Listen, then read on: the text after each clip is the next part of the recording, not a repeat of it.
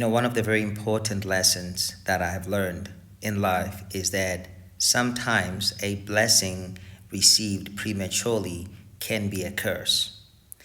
Sometimes we feel like we are ready to receive that God had promised us, or that we know we can do, and we pray and we ask God to release that, and sometimes He gives us that, only to find out that the very same thing that was meant to be a blessing in your life becomes a curse.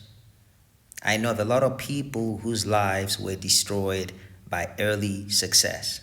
There's nothing wrong with success. There's nothing wrong with being blessed.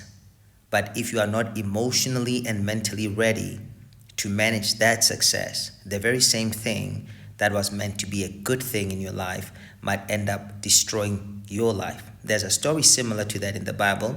It's called the story of a prodigal son, when a young man who had a wealthy father demanded his wealth, his inheritance, whilst his dad was alive. Because it was his dad released it. And the very same inheritance that was meant to be a blessing, he took it, he went away, he squandered it with friends, parties, living his best life, and he ended up living with pigs because he was not ready for the level of success that he demanded. And the same is true with many of us.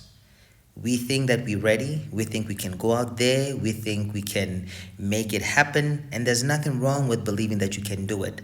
But it is important that you are emotionally, mentally, and spiritually ready for success. Because premature success can destroy your life. So before you go out there and you demand, or you get that biggest blessing or that biggest break of your life, make sure you're ready.